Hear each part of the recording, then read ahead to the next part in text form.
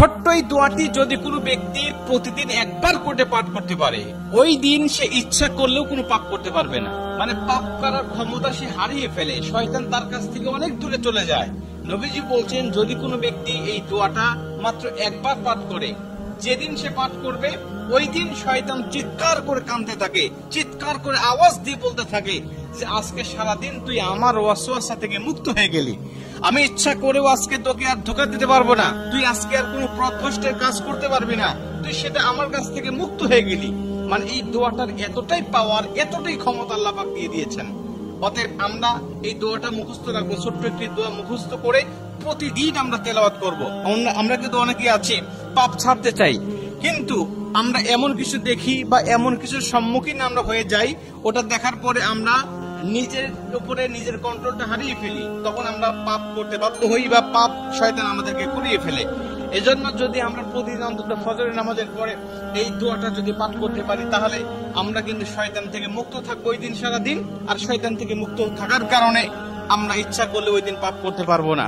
নবীজি এই দোয়াটা শিখিয়েছেন, আউযু বিল্লাহিল আযীম, আউযু বিল্লাহিল আযীম ওয়া বিওয়াজহিল কারীম ওয়া সুলতানিহিল কাদীম মিনাশ শাইতানির রাজীম। আমি আবারও দোয়াটা পাঠ করছি, যারা লিখে নিতে পারেন লিখে নেবেন, এবং প্রয়োজনে এটা ভিডিও আকারে যেহেতু এটা পাবলিশড হবে, আপনারা যারা ফেসবুকে দেখবেন আপনারা অবশ্যই এটা শেয়ার করে রেখে দিবেন টাইমলাইনে, প্রয়োজনে বারবার শুনে শুনে আপনি এটা মুখস্থ করে নেবেন। দোয়াটি হচ্ছে, আউযু বিল্লাহিল আযীম ওয়া বিওয়াজহিল কারীম ওয়া সুলতানিহিল কাদীম মিনাশ শাইতানির রাজীম।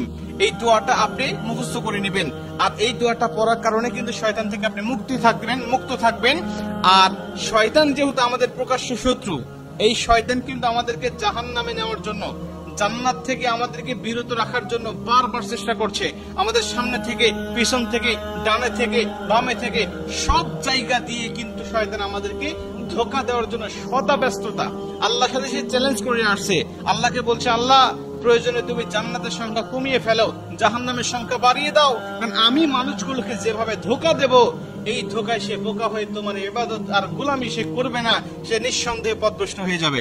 এই জন্য শয়তান থেকে মুক্ত থাকার জন্য আমরা কিন্তু সর্বসময় এই দোয়াটা পাঠ করবো। প্রতিদিন অন্তত একবার এই দোয়াটা আমরা পাঠ করলে আমাদের কাছ থেকে শয়তান মুক্ত হয়ে যাবে, আমরা শয়তান মুক্ত জীবন যাপন করব। আর আমাকে যদি শয়তান ওয়াসওয়াসা না দেয়, ওই দিন কিন্তু আমি পাপ করতে পারবো না, ইচ্ছা করলে পাপের কোনো কথাই আমার মধ্যে আসবে না।